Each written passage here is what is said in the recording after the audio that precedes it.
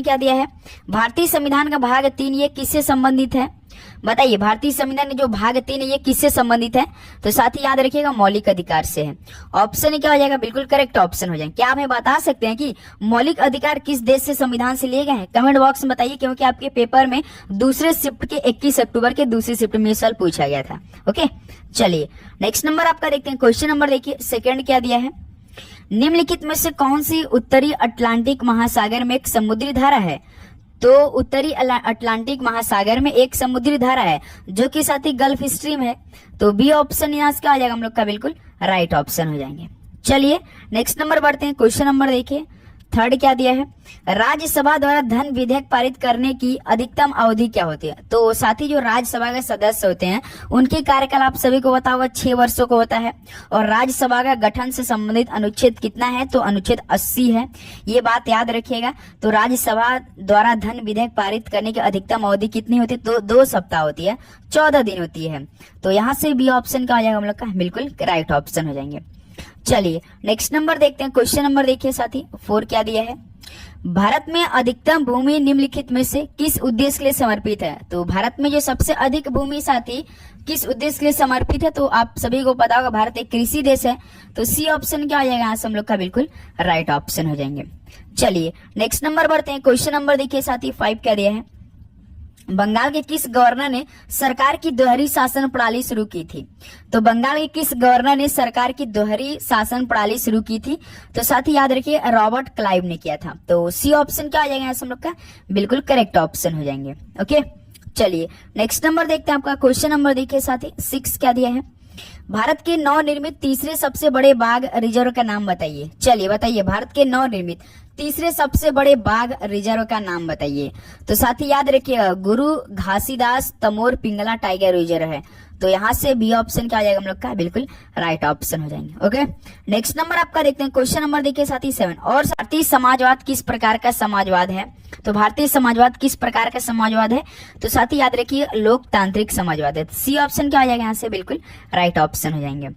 Next number बढ़ते हैं। Question number देखिए साथी 8 क्या दिया है, हमारे सौर मंडल के किस ग्रह को लाल ग्रह के नाम से भी जाना जाता है, तो बताइए सर किस ग्रह को लाल ग्रह के नाम से भी जाना जाता है, तो साथ ही याद रखिए मंगल ग्रह, ऑप्शन है बिल्कुल राइट ऑप्शन। शुक्र आप सभी को पता होगा सबसे चमकीला ग्रह, सांझ का और भोर का तार किसे बोलते हैं, शुक्र को बोलते हैं। पृथ्वी के जुड़वा बहन शुक्र को ही बोलते हैं।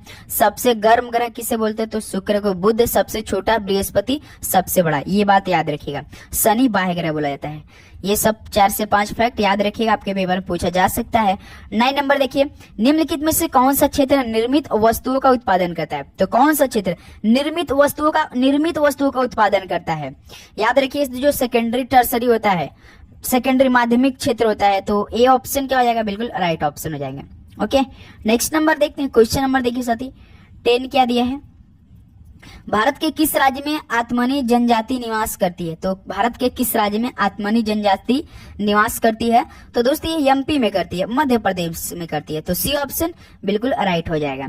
चलिए अगला सवाल देखते हैं साथी। क्वेश्चन नंबर देखिए 11 क्या दिया है, कबड्डी की उत्पत्ति कहाँ पर हुई थी, ये तो सभी को पता होगा, कबड्डी हमारे प्यारे भारत से उत्पत्ति हुई थी, तो डी ऑप्शन में भाई क्या हो जाएगा, बिल्कुल आपका राइट ऑप्शन। क्या हमें बता सकते हैं साथी कि क्रिकेट किस देश से उत्पन्न हुई थी, चलिए कमेंट बॉक्स में बताइए इस सवाल का।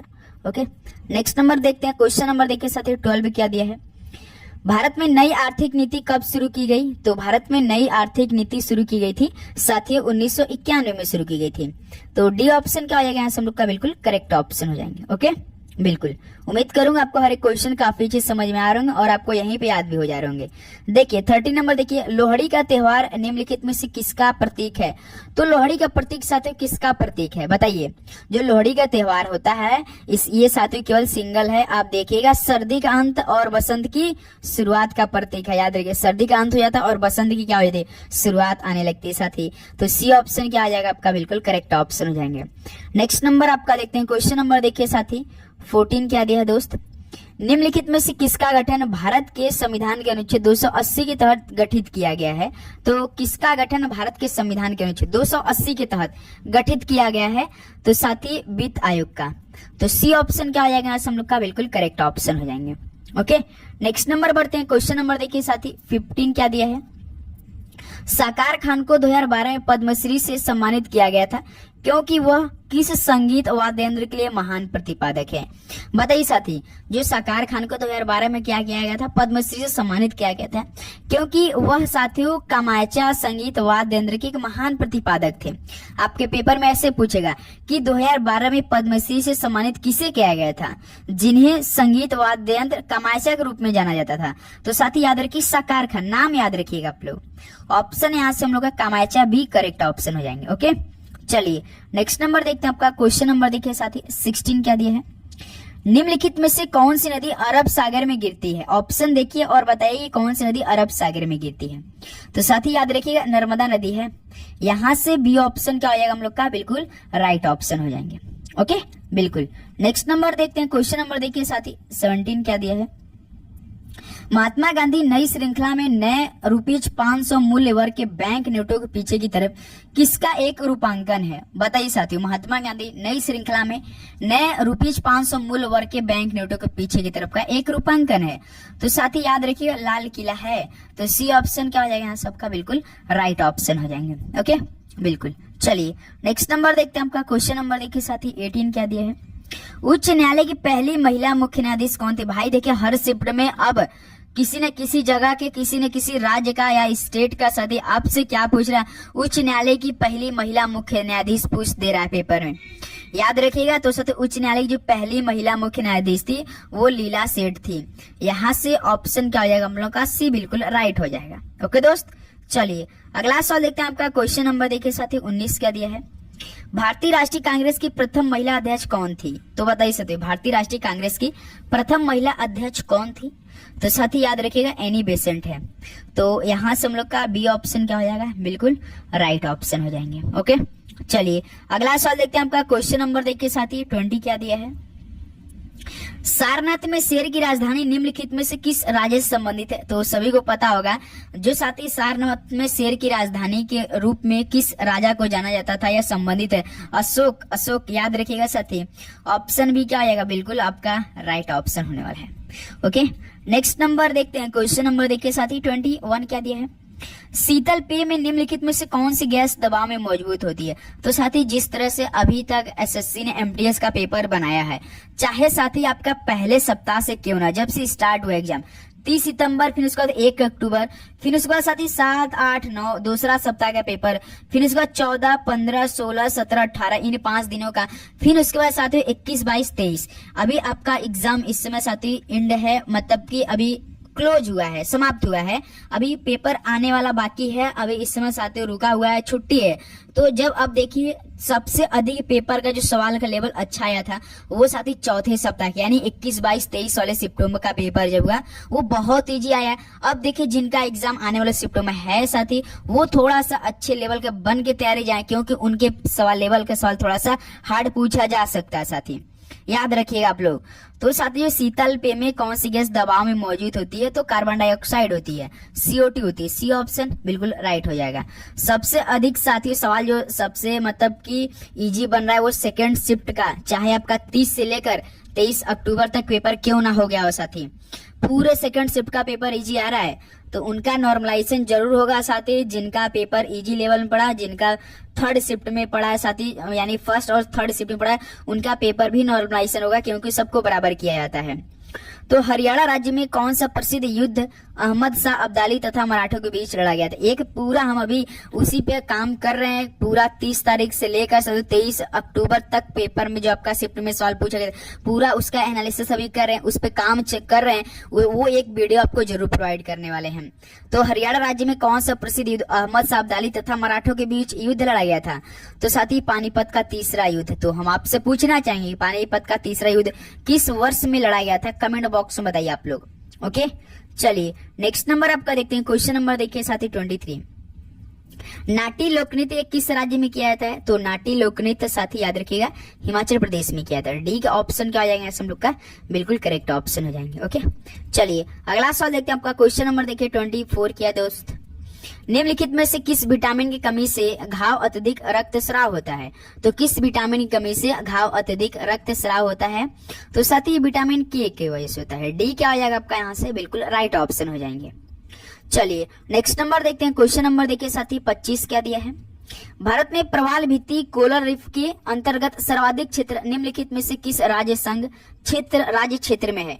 तो भारत में जो प्रवाल भित्ति यानी कोरल रीफ के ये साथियों सबसे अधिक राज्य संघ क्षेत्र में है, जो कि आपका अंडमान और निकोबार द्वीप समूह में है। ऑप्शन क्या बनेगा यहाँ से? सी हम लोग का बिल्कुल राइट ऑप्शन हो जाएंगे। ओके चलिए नेक्स्ट नंबर आपका देखते हैं। क्वेश्चन नंबर देखिए साथी 26 क्या दिया है।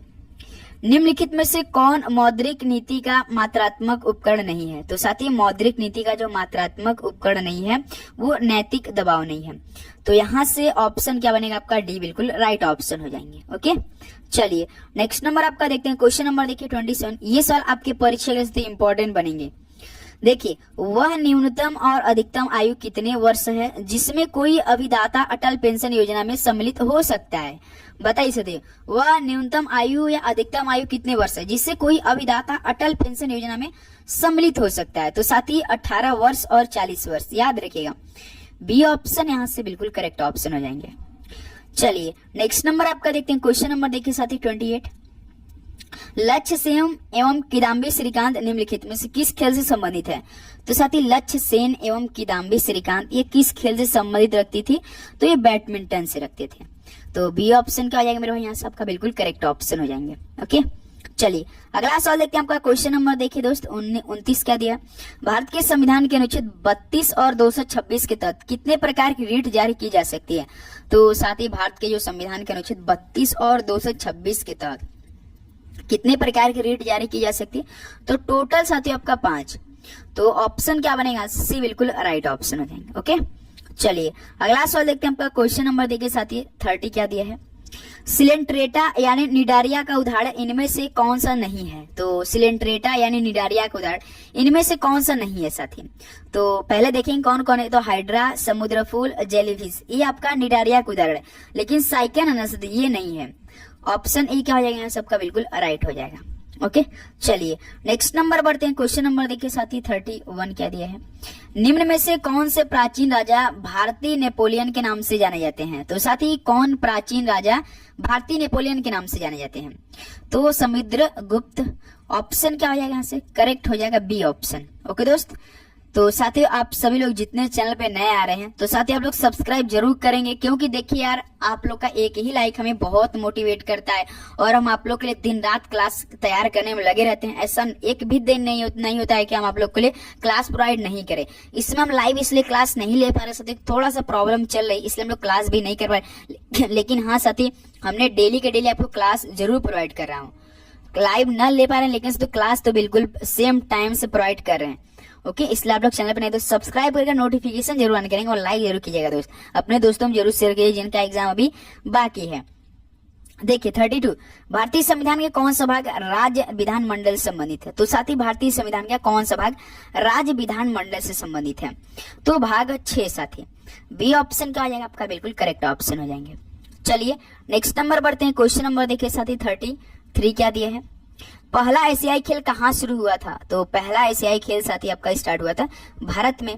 तो सी ऑप्शन क्या आ जाएगा? बिल्कुल राइट ऑप्शन हो जाएंगे। और साथी आप सभी से रिक्वेस्ट रहेगा कि आप पूरे अधिनियम के सवाल पढ़ लीजिएगा और योजना से सवाल पढ़ लीजिएगा। ये 2 टॉपिक आप अच्छे से क्लियर कीजिएगा जिनका एग्जाम अभी बाकी है। अभी देखिए 2-4-5 दिन का टाइम आपको मिलेगा, इसी में पूरा कर लीजिए क्योंकि आपके पेपर में जरूर सवाल पूछा जाएगा। और तो सारे सवाल आपके इजी ही मिलेंगे, लेकिन अधिनियम पंचवर्षीय योजना आपका इस तरह के सवाल है, थोड़ा सा डीप देख लीजिएगा आप लोग। 34 देखिए भारत का केंद्रीय बजट और रेलवे बजट किस वर्ष में विलय किया गया था। तो भारत का जो केंद्रीय बजट और रेलवे बजट था ये साथियों विलय किया गया था 2017 में किया गया था। ऑप्शन सी बिल्कुल राइट हो जाएगा। चलिए नेक्स्ट नंबर आपका 35 नंबर देखिए। 400 डेज पुस्तक के लेखक कौन है। तो 400 दिन पुस्तक के लेखक कौन है साथी। तो याद रखिएगा, बताइएगा राइट ऑप्शन। तो चेतन भगत है। तो सी ऑप्शन क्या आ जाएगा? हम लोग का बिल्कुल राइट ऑप्शन हो जाएंगे। चलिए नेक्स्ट नंबर देखते हैं। क्वेश्चन